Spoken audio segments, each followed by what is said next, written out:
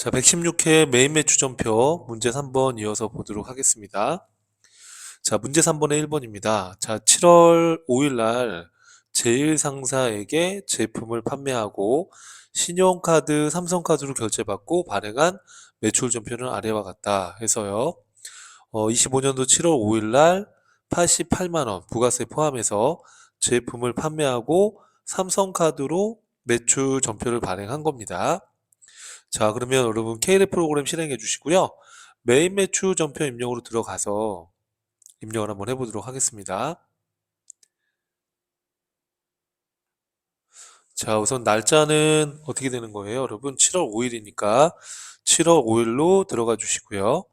자, 지금 제품을 판매하고 삼성카드로 결제 받았어요.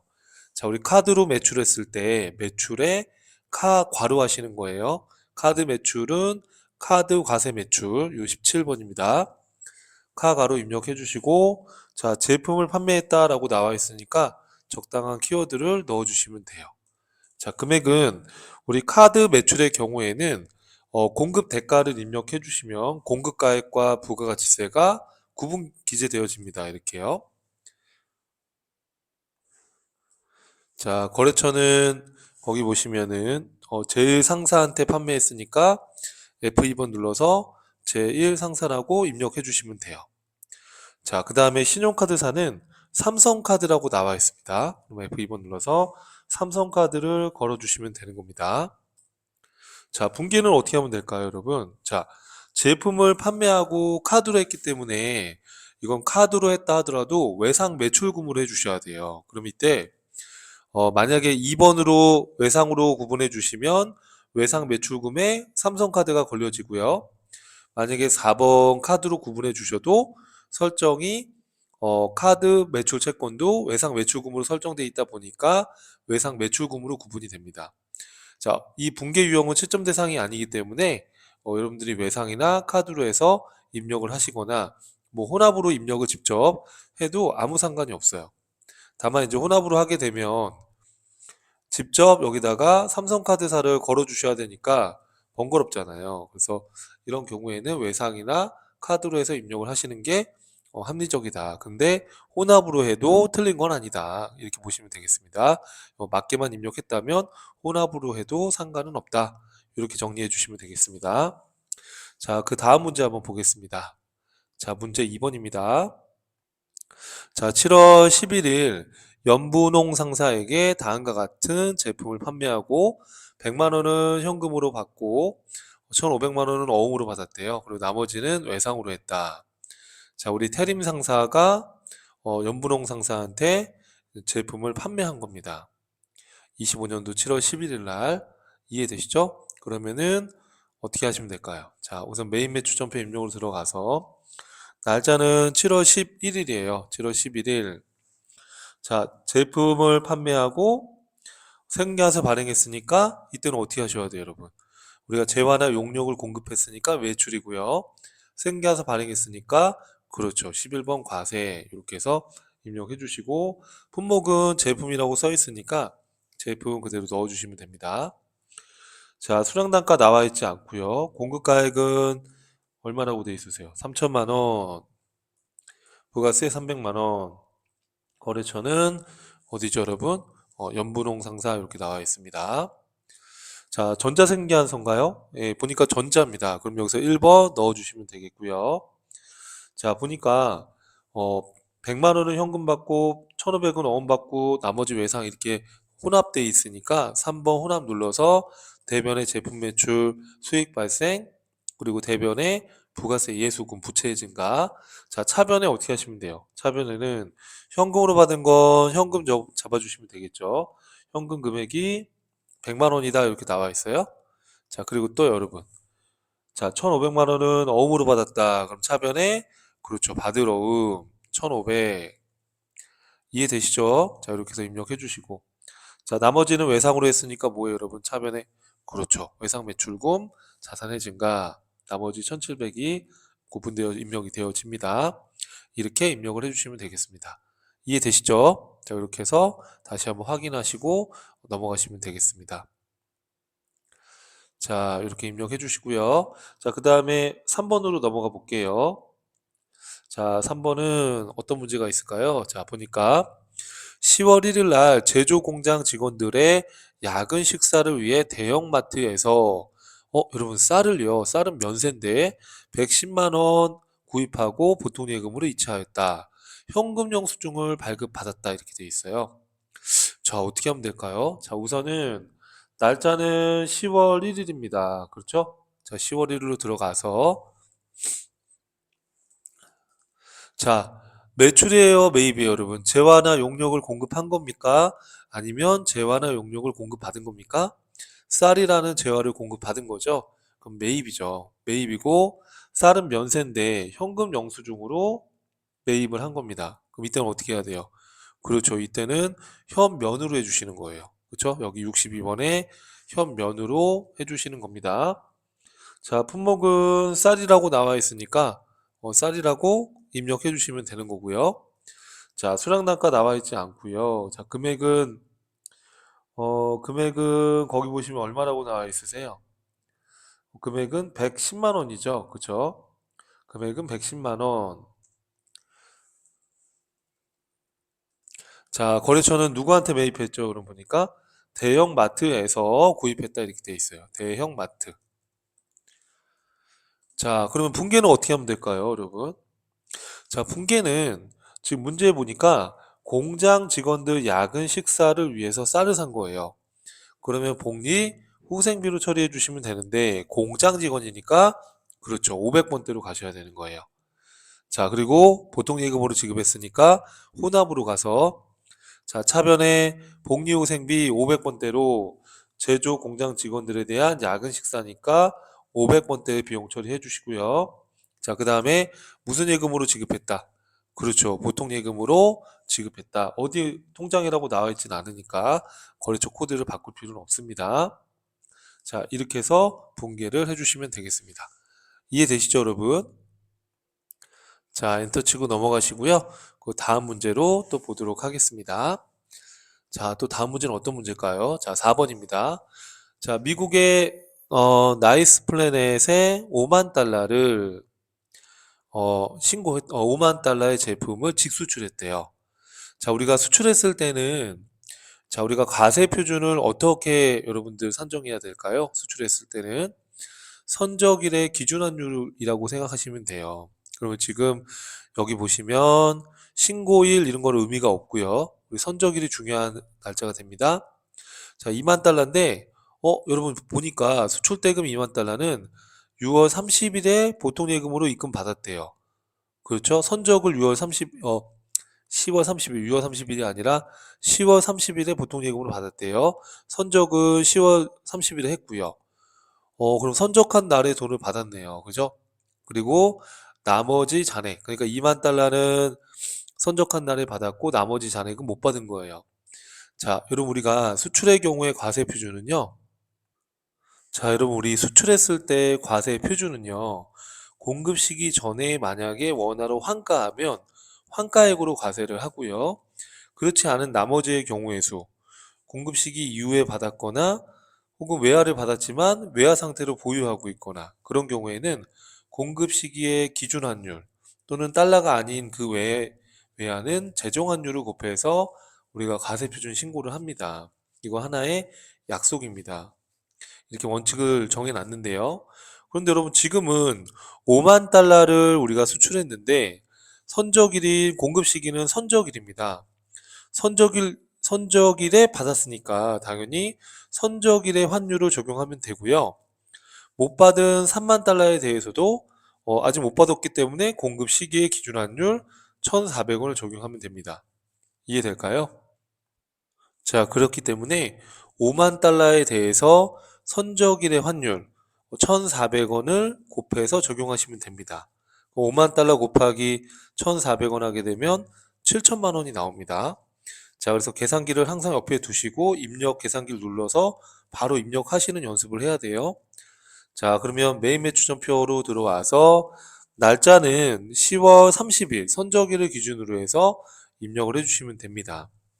자, 직수출했을 때는 우리가 매출이고요. 수출 16번으로 구분해서 입력해 주시면 돼요. 자, 그 다음에 제품을 직수출한 거니까 품목은 뭐 제품이라고 적당한 키워드를 넣어주시면 됩니다. 제품이죠? 이렇게요. 자, 중요한 건 과세 표준인데요. 과세 표준은 5만 달러에다가 아까 5만 달러에다가 선적일 날의 환율인 1,400원을 곱해서 7천만 원을 입력해 주시면 되는 거예요. 이렇게. 자, 누구한테 수출했냐면 나이스 플래닛이라고 돼서 나와 있네요. 그럼 그대로 이렇게 나이스 플래닛 조회하시면 되겠고요. 자, 그럼 영세율이 적용된 건 어떤 것 때문에 적용되느냐 이 구분을 넣어 주시는데 지금은 직수출이죠. 그래서 1번 직수출, 수출 신고 번호는 고려하지 말라고 했습니다. 넘어가시면 되고요. 자, 분계는 혼합으로 가야 되겠네요. 혼합으로 가서 자, 대변의 제품 매출 수익의 발생, 차변에는 2만 달러는 보통 예금으로 입금 받았으니까 보통 예금이 들어왔겠죠. 그 2만 달러라고 하면은 2만 달러에 자, 2만 달러에 곱하기 10월 30일 날 받았으니까 1,400원 환율을 곱하면 2,800만 원이 보통 예금으로 들어왔다는 뜻이에요. 그럼 나머지 금액은 어떻게 되는 거예요? 나머지는 11월 3일 날 받게 했으니까 아직 못 받았죠. 그럼 외상 매출금 이렇게 해서 잡아주시면 되겠습니다. 이해되시죠? 자, 다음 문제도 한번 풀어보겠습니다. 자, 그 다음 문제는 뭐가 있을까요? 자, 5번입니다, 여러분. 자, 10월 30일 주식회사 제니빌딩으로부터 영업부 임차료에 대한 공급가액 300만 원, 부가가치세 별도 전자생계에서 수취하고 대금은 다음 달에 지급하기로 한다. 미지급금으로 처리하라고 나와 있으니까 당연히 미지급금으로 하셔야 되겠죠. 자, 그럼 여러분 이거 어떻게 하면 될까요? 자, 영업부 임차료에 대해서 생계한서 받은 거니까 자, 매입에 과세로 입력하시면 되겠죠.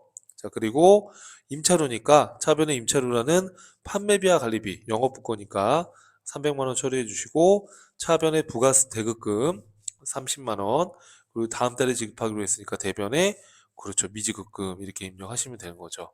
자, 같이 한번 입력해 볼게요. 자, 이거는 정리했고요. 그 다음에 날짜는 지금 11월 30일이에요. 그래서 11월 30일자로 들어가시고 자, 매출이에요, 매입이에요, 여러분? 그렇죠. 매입이죠. 생계와서 받았으니까 매입에 가세. 그러니까 매입이라는 거의 의미는 우리가 상품 매입, 원재료 매입만을 말하는 게 아니고요. 여기서 매출 매입은 부가가치세법상의 매입이에요. 그러니까 재화나 용역을 공급받는 것이죠. 포괄적인 의미의 단어입니다. 그거 지금 우리가 임대 용역을 공급받은 거죠. 그래서 임차료에 대해서 생계하소를 받은 거고요. 그래서 매입입니다. 자, 매입에 생계하소를 받았으니까 매입의 과세로 매입의 과세 51번으로 입력하시고요. 자, 임차료라고 나와 있으니까요. 임차료라고 넣어주시면 되겠습니다. 자, 임차료. 자, 이렇게 넣어주시면 되겠고요. 자, 그 다음에 금액은 300만 원. 여러분 생각에 이거 타이핑 되게 늦게 친다 이런 생각할 수 있는데 제가 한 손에 마이크를 들고 한 손으로 이제 타이핑을 하다 보니까 조금 느립니다. 예, 좀 이해해 주세요. 자, 그 다음에 제니빌딩으로부터 이렇게 되어 있습니다. 제니빌딩. 자, 이렇게 해서 여러분 입력해 주시면 되겠고요. 자, 전자생계환수 수취했다 이렇게 되어 있어요. 그러면은 그렇죠. 1번 해주시면 되고. 자, 분계는 어떻게 하면 돼요, 여러분? 다음 달에 지급하기로 했으니까 차변의 임차료, 대변의 미지급금 이런 식이니까 혼합으로 들어가서 해주시면 돼요. 자, 원재료 계정 과목을 임차료로 바꿔주셔야 되는데 우리 항상 주의할 거는 비용은 제조와 관련된 거면 500번대, 영업부 임차료니까 800번대 이렇게 판매비와 관리비 이거 실수 많이 하시니까 주의하셔야 됩니다. 비용 입력할 때는 제조, 생산, 공장 이런 거면 500번대 코드, 판매비와 관리비는 800번대 코드. 요거 실수 많이 합니다. 알면서도 실수하니까 주의해 주셔야 돼요. 자, 그 다음에 대변에는 여러분 다음 달에 지급하기로 했으니까 당연히 뭐겠어요? 그렇죠. 미지급금이라는 부채의 증가로 이렇게 해서 엔터 치고 넘어가시면 되겠습니다. 괜찮으시죠? 자, 그 다음 문제로 한번 가볼게요. 자, 6번이네요. 자, 그 다음에 뭐가 있을까요? 자, 12월 10일 날 건축물이 있는 토지를 취득하여 그 건축물을 철거하고 토지만 사용하고자 한다. 자, 건물 철거 비용에 대해서, 지금 상황이 건물을 지려고 하는데 토지가 필요해서 건물이 있는 토지를 산 거예요. 그쵸? 그래서 그 토지만 사용해야 되니까 그 기존의 건축물을 철거하려고 철거 용역회사 요 시온건설에다가 의뢰를 했나 봐요. 이 거래의 스토리가. 그쵸? 그래서 지금 생계화서를 발급받았거든요.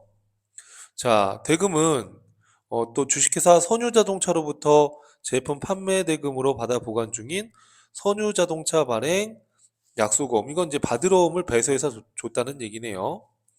자, 여러분, 문제가 이건 좀 헷갈렸을 텐데, 자, 지금 저희가 태림 상사인데요. 자, 건물 철거 용역과 관련된 생계한서를 시온건설한테 받은 겁니다. 근데 이것은 토지 취득을 위해서 지금 발생된 겁니다. 여러분, 중요한 포인트는. 자, 토지의 공급은 면세입니다. 토지를 공급하면 세금을 안 내요, 부가세를. 그러니까 토지와 관련된 이런 자본적 지출, 즉 토지 취득과 관련된 매입세액을 공제해 줄 수 없는 이유가 토지를 공급하면 매출세액이 발생되지 않기 때문에 토지 관련 매입세액도 공제를 해주지 않는 겁니다. 그래서 토지의 자본적 지출과 관련된, 즉 토지 취득과 관련된 이런 매입세액은 불공제 사유다. 그렇게 기억을 해야 돼요, 여러분. 자, 그러면 이거 이제 어떻게 입력할까요? 자, 한번 해볼게요. 자, 날짜는 기초문제집 보고 계신 분들은 7쪽입니다. 자, 7쪽에 보시면은 날짜 6번은 12월 10일. 자, 12월 10일 날 생계한서 받았지만 공제가 안 되니까 매입에 불공 54번으로 잡아주시면 되겠고요. 철거 비용이다라고 나와 있으니까 뭐 철거 비용 이렇게 하시면 되겠네요. 그렇죠? 자, 그 다음에 금액은 거기 보시니까 얼마입니까, 여러분? 생계한서 보니까 6천만 원에 600만 원이에요. 그래서 6천만 원에 600만 원 이렇게 넣어주시고요. 자, 거래처는 시온건설이에요. 자, 시온건설 이렇게 넣어주시고요.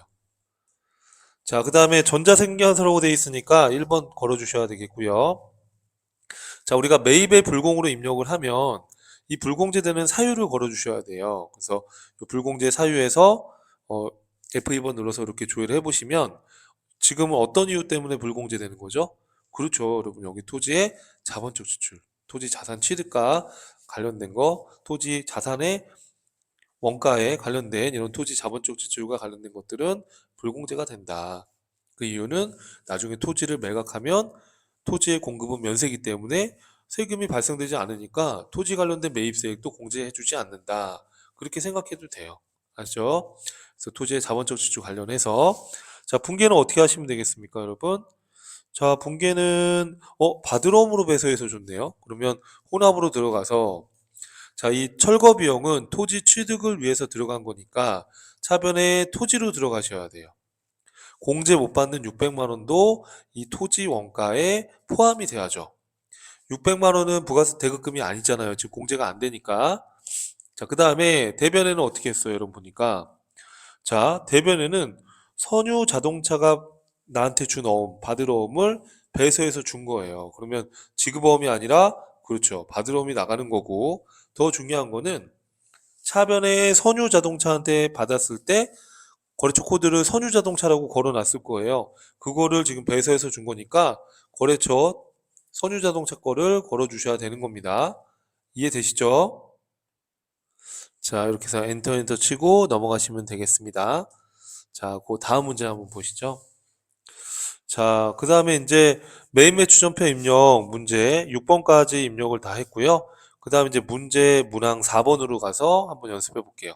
자, 이 4번 문제 유형은 일반 전표나 메인 매출 전표에 데이터가 입력이 돼 있는데 잘못 입력돼서 이 오류를 수정하거나 뭐 누락이 돼서 추가로 입력하거나 뭐 그럴 때 그런 형태로 나오는 문제들인데 자, 문제 4번에 1번 볼게요. 자, 9월 1일 날 가득 주유소에서 주유 후 대금은 당일 현금으로 결제했으며 현금 영수증을 수취한 것으로 일반 전표에다가 입력했대요, 여러분. 자, 그러나 해당 주유 차량은 제조 공장의 운반용 트럭이었대요.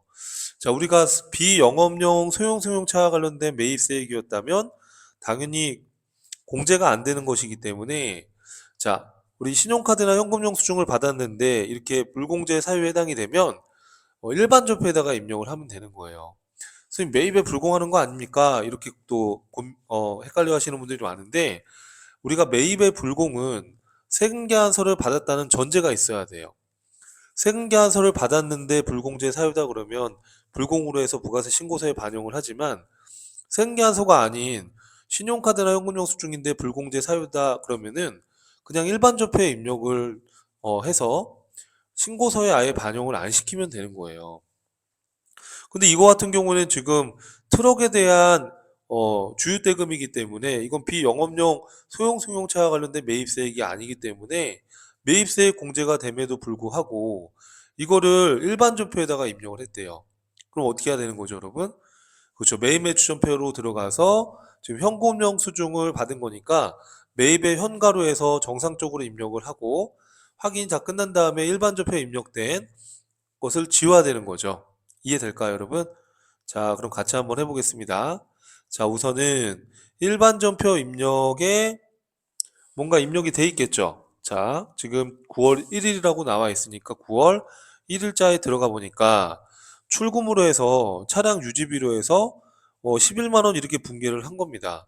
이렇게 하면 안 되는 거죠. 자, 이렇게 하면 안 되고 이걸 지우기 전에 어떻게 했어야 되는 거예요?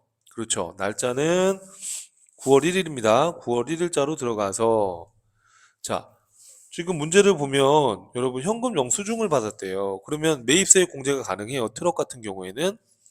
그럼 매입의 현가로 했어야죠. 그쵸? 61번으로 했어야 되는 겁니다. 자, 그 다음에 주유를 한 거니까 뭐 키워드 주유라고 입력을 하고요. 자, 그럼 금액은 어떻게 하면 될까요? 자, 금액은 문제에 안 나와 있어요. 그래서 이거를 함부로 지우면 안 되고 먼저 입력을 완료한 다음에 더 확인할 게 없을 때 지우시는 게 좋죠. 자, 11만 원이에요, 여러분. 부가세 포함해서. 그래서 11만 원 이렇게 입력하면 금액이 자동으로 분리가 되고요. 그 다음에 가득주유소였나요, 여러분? 네, 가득주유소 거래처 코드 걸어주시면 되고요. 자, 분계 유형은 지금 문제를 보니까 현금으로 결제했으며 이렇게 돼 있어요. 그러면 이거는 1번 현금으로 해서 입력을 하면 되고요. 자, 그러면 차변에 뭐라고 하시면 될까요? 자, 이거는 차량에 주유한 거니까 차량 유지비인데 제조 공장 운반 트럭에 대한 거니까 몇 번대로 하시는 거예요? 그렇죠. 500번대로 500번대로 반영을 해주시면 되겠습니다. 이해되시죠? 차량 유지비 500번대로 반영을 해주시면 되겠습니다. 자, 그리고 잊으시면 안 되는 게 이렇게 이제 입력이 다 됐다라고 충분히 확인하신 다음에 일반 전표 입력은 지워야 되겠죠? 그럼 요거 체크하시고 상단에 삭제를 눌러주시면 지워집니다. 괜찮으시죠? 자, 그 다음에 또 뭐가 있을까요? 자, 그 다음에 문제 4번에 2번이네요. 자, 이번에 보니까 11월 11일 경영관리부서 직원들을 대상으로 확정 기여형 퇴직연금에 가입하고 보통예금 계좌에서 단기분 퇴직급여 1,700을 이체하였으나 회계 담당자는 확정급여형 퇴직연금에 가입한 것으로 알고 회계 처리했대요. 자, 여러분 포인트는 우리가 확정기여형의 경우에는 퇴직급여로 비용 처리하면 되는 거죠. 왜냐하면 확정기여형은 종업원의 계좌에 회사가 퇴직금을 일정 기간 단위로 이렇게 퇴직금을 지급하는 거니까 종업원이 그 다음에 알아서 하는 거죠. 회사는 더 이상 책임을 지지 않는 게 확정기여형이에요. 그래서 확정기여형의 경우에는 우리가 퇴직급여라고 그냥 비용 처리하고 끝나면 되는 거고 자, 확정급여형은 여러분 뭐예요? 자, 확정급여형은 자, 이 운영에 따른 책임을 회사가 지는 거기 때문에 그냥 퇴직급여 이렇게 처리하면 안 되고 퇴직연금 운영자산이라는 계정 과목으로 기록해서 관리를 해야 되는 거잖아요. 자, 그럼 지금은 확정기여형에 가입하고 보통예금으로 이체했기 때문에 퇴직급여라고 분기를 하면 되는데 아마 확정급여형, 퇴직연금 운영자산으로 잘못 처리했다라는 것 같아요. 자, 그러면은 우리가 회계 처리한 걸 한번 확인해 보면 자, 날짜가 지금 언젠가요, 여러분? 11월 12일이죠. 11월 12일. 11월 12일 들어가 보니까 퇴직연금 운영자산 이렇게 확정급여용으로 해놓은 겁니다. 자, 확정기여용으로 했어야 되는 거니까 어떻게 하시면 돼요? 경영관리부 부서 직원들에 대한 확정기여용으로 인한 퇴직급여니까 이거는 경영관리부서니까 800번대로, 제주부서 아니니까 퇴직급여 800번대로 잡아주시면 되는 거예요. 이해되시죠? 자,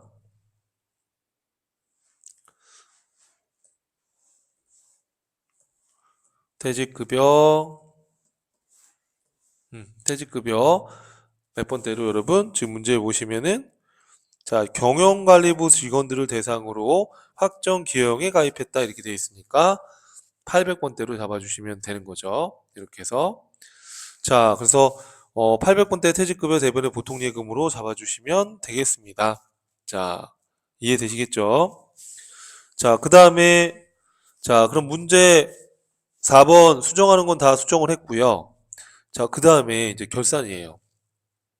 자, 여러분 결산은 순서가 있어요. 먼저 세 문제가 나오는데요. 세 문제 중에 수동으로 분계해야 될 것들은 일반 전표에 직접 입력을 해주시고요.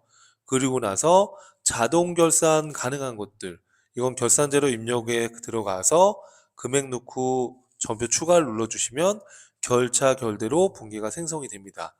우리가 자동 결산이 가능한 거는 우리 기말재고 입력에서 매출원가 처리한다든지 감가상각비, 감가상각 누계 회계 처리, 대손상각비, 대손충당금에 대한 거, 퇴직급여, 퇴직급여 충당부채에 대한 거, 차변의 법인세 비용, 뭐 대변의 미지급세금 이렇게 기말 감가 대손 퇴직 법인세, 기말 감가 대손 퇴직 법인세 이 5가지는 기본적으로 결산제로 입력해서 입력이 가능합니다. 자, 그럼 문제를 여기 보니까요, 여러분. 자, 첫 번째는 예금에 대한 경과분 이자를 계산하는 거네요. 예금을 했으면 이자 수익이 발생됐을 텐데 12월 31일, 올해 2025년도 12월 31일 시점에서 이 이자 수익, 경과된 이자 수익에 대해서 차변의 미수 수익, 대변의 이자 수익 이렇게 분계를 해야 되는 거잖아요. 이건 자동 결산 사항은 아니죠. 이건 수동으로 분계를 해야 되는 거고요. 경남은행에서 차입한 장기 차입금 중에 5천만 원은 어? 여러분 상환기일이 언제입니까? 보니까 자, 여기에 지금 상환기일이 2026년인데 여기 5년은 잘못됐네요. 여러분 미안요. 자, 2026년 11월 31일이 상환기일이다라는 거예요. 주의사항은 지금 2025년도 12월 31일 시점으로 문제를 푸는 거죠, 저희가. 그래서 올해가 2025년도인데 12월 31일 이 시점에서 보니까 내년도에 11월 달에 만기가 도래한다. 올해가 22년도 12월 말일 기준이다 라고 했을 때 그러면 이제 더 이상 얘는 장기 차입금이 아니잖아요. 그죠? 그 밑에는 어떻게 하면 돼요? 그죠? 대변했던 장기 차입금을 차변으로 줄이고 대변에 혹시 기억나세요, 여러분? 요랬을 때는 유동성 장기부채라는 계정 과목으로 분기해 주시는 거예요. 이것도 기말 감가 대손 퇴직 법인세 이런 거와 상관없으니까 수동으로 직접 입력을 해 주셔야 되는 겁니다. 자, 3번은 어떻게 되어 있을까요? 자, 올해 2025년도 2기 확정 신고. 자, 25년도 2기 확정 신고면 10월에서 12월이죠. 자, 이 기간에 대해서 지금 보니까 부가세 예수금이 대변에 5,234만 6,500원이 있고 차변에 부가세 대급금이 5,274만 9천원이 있어요. 자, 꼭 여러분 매입세액이 더 많네요. 대급금이 더 많아요. 예수금보다. 그러면 환급이 나오겠죠. 환급은 미수금으로 처리를 하라고 되어 있습니다. 자, 이것도 기말 감가 대손 퇴직 법인세 이런 분기와 상관없으니까 수동으로 입력을 해야 되는 문제이네요. 그렇죠? 그러면 다 직접 내가 수동으로 일반 절표에 직접 입력하는 사항들이니까 수동 결산하고 나서 더 할 게 없잖아요. 그럼 이걸로 끝이에요. 더 할 거 없으면 결산자료 입력 가서 전표 추가 같은 거 할 필요가 없는 거예요. 자, 그럼 요 세 문제를 한번 입력을 연달아서 해보겠습니다. 자, 매달 며칠로 가면 되죠. 일반 전표 입력으로 들어가서 12월 31일로 가셔가지고요. 자, 1번 문제는 지금 정기예금이 1,000만 원인데 연 이자율이 자 1,000만 원인데 1,000만 원 곱하기 4.5%입니다. 그러면 1년에 45만 원인데 7월 1일 날 가입을 했어요. 그러면 7월부터 12월까지 6개월치가 발생된 거잖아요. 그죠?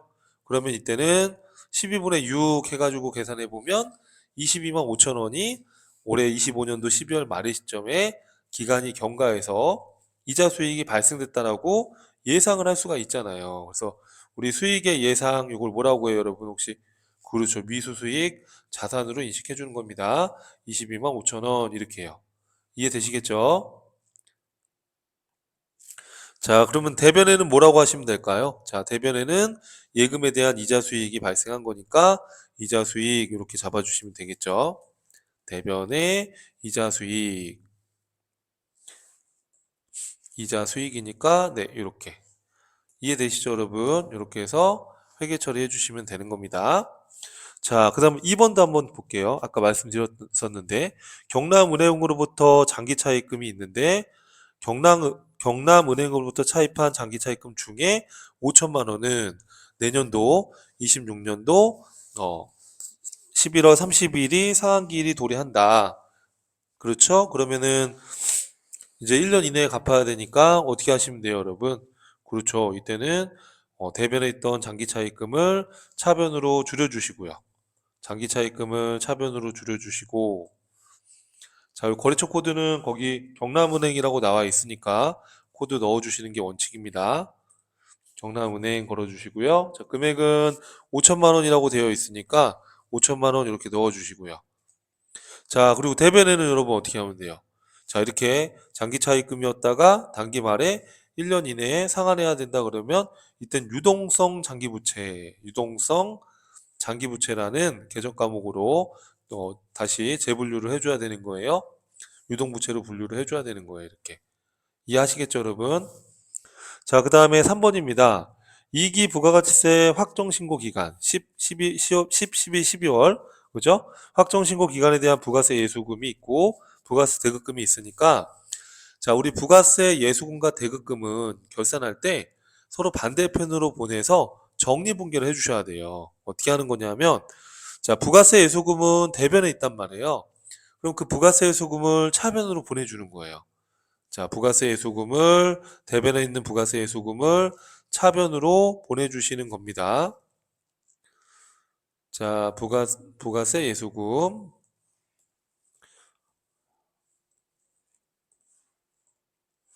자, 대변에 있던 부가세 예수금을 차변으로 보내주시는 거예요. 금액이 얼마라고 돼 있냐면 얼마라고 돼 있죠? 5,200, 34만 6천 원, 34만 6천 500원인가요? 500원 이렇게. 그렇죠? 자, 그리고 차변에 있던 대급금을 대변으로 정리해 주시면 되는 거예요. 자, 대급금이 얼마 있대요? 보니까 대급금이 5,200, 74만 9천 원 이렇게 있대요. 그렇죠? 자, 이렇게 했더니 여러분 마이너스 40만 2,500원이 나왔죠? 마이너스면 차변의 금액이 더 들어가야 되고 요거 환급 받는 거니까 미소금으로 잡아주시면 되는 거예요. 이해하시겠죠, 여러분? 자, 근데 어디 세무서라고 명시가 되진 않았으니까 이렇게 입력을 해주시면 되겠습니다. 자, 이렇게 입력을 해주시면은 우리가 분계를 다 했고 더 이상 할 게 없지 않습니까? 그죠? 그러면 결산자료 입력을 굳이 들어가실 필요가 없어요. 자, 다 완료가 됐기 때문에 자, 그리고 전산회계 1급에서 이제 마지막에 나오는 게 장부를 조회해서 답을 찾는 거예요. 자, 그러면 문제 6번의 1번은 3월 말 현재 외상매출금 잔액이 가장 큰 거래처명과 그 금액이 얼마인가? 자, 요거는 어디에서 찾으면 될까요? 그렇죠, 여러분. 거래처 원장에서 찾아주시면 되는 겁니다. 자, 그럼 거래처 원장에서 어떻게 하시면 될까요? 3월 말 현재 외상매출금 잔액이 가장 큰 거래처 명과 그 금액을 물어봤어요. 그러면은 1월부터 3월 말일까지 들어가시고요. 외상매출금 조회해 주시면 되겠죠? 자, 엔터를 치면요. 처음에 있는 거래처가 나오고요. 한 번 더 엔터를 눌러주시면 마지막에 있는 거래처 코드가 나옵니다. 그럼 저희가 일반 전표나 메인 매출 전표에 거래처 코드가 걸려있는 거래처들은 이렇게 다 집계가 되는 거예요. 이해되시겠죠? 그러면 여기서 지금 물어본 게 가장 큰 거래처명을 물어봤는데요. 여기서 여러분 잔액을 이렇게 저처럼 마우스로 요 잔액이라고 되어 있는 글자를 한번 딱 누르시면 이게 정렬이 돼요. 이렇게 이런 기능을 또 모르시는 분들도 있는데 정렬 기능이 있어요. 이렇게 하게 되면 가장 큰 거래처 명과 그 금액이니까 5천만 원이 가장 크죠. 그리고 거래처 명은 뭐가 되는 거예요? 거래처 명은 양주기업. 그럼 양주기업이라고 거기 답안을 우리 이제 실제 시험이다 그러면 답안을 클릭해서 양주기업이라고 입력을 해주시면 되는 거고요. 그 다음에 그 금액이 5천만 원이다라고 입력을 해주시면 돼요. 실전 시험에서는. 자, 그리고 자, 2번 문제 보겠습니다. 2025년 중에 실제로 배당금을 수령한 달은 몇 월인가 이렇게 돼 있네요.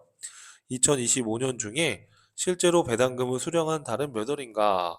올해가 2025년이니까 올해 중에 실제로 배당금을 수령한 달 이렇게 물어봤어요. 자, 그러면 이거는 우리가 배당금은 배당금 수익으로 처리를 하잖아요. 그러면 총계정 원장에서 보면 될 것 같아요. 꼭 여기서만 봐야 되는 건 아닌데 이게 가장 보기 편할 것 같은데요. 자, 배당금을 받는 거면 우리가 배당금 수익으로 인식을 하니까 배당금 수익에서 배당금 수익만 조회를 해보면 딱 여기 한 달 요 4월밖에 없네요. 그죠? 그럼 배당금을 수령한 달 더블 클릭해 보면 이걸 또 더블 클릭하면 또 분기가 나오니까 보통 임금 받았을 때 그냥 배당금 수익 이렇게 분기를 했네요. 배당금을 수령한 달은 몇 월이 되는 겁니까, 여러분? 그렇죠. 4월이 답이 되는 거고요. 4월이네요. 그죠? 답은 그냥. 몇 월인가 라고만 물어봤으니까 4월이라고만 해주시면 되겠네요. 그죠? 자, 그 다음에 3번 2025년도 1기 부가가치세 확정신고서 4월에서 6월에 매출액 중에 세금계산서 발급분 공급가액과 합계액은 얼마인가 이렇게 돼 있어요. 자, 이거는 매출 중에 세금계산서 발급분 공급가액의 합계액이 얼마냐? 여러분 이거는 다양한 방법이 있긴 한데 부가세 신고서를 들어가서 보시는 것도 괜찮아요. 자, 부가가치세 신고서에 들어가서 1기 확정 신고니까요. 언제겠어요? 자, 4월 1일부터 언제죠? 6월 30일까지 들어가시면 자, 우리가 세금계산서를 발급하게 되면 이렇게 과세의 세금계산서, 그쵸? 그 다음에 영세의 세금계산서도 있어요. 근데 문제에서 물어본 거는 매출액 중에 세금계산서 발급분의 공급가액이니까 요 과세와 영세, 이 영세후 세금계산서도 세금계산서이기 때문에 이 두 금액을 합친 금액이 답이 되는 거죠. 그렇죠. 자, 그러면 금액이 얼마가 되는 겁니까, 여러분? 2억 9,039만 5천 원에 더하기 500만 원 하게 되면 2억 9,539만 5천 원. 그쵸? 예, 요 금액하고 요 금액을 더한 금액이 답이 되는 겁니다. 자, 여러분 이해하시겠죠? 이렇게 해서 정리를 해주시면 되겠습니다. 그래서 양주기업 5천만 원 여기 답이었고요. 그리고 배당금 수익 발생한 월은 4월이었고요.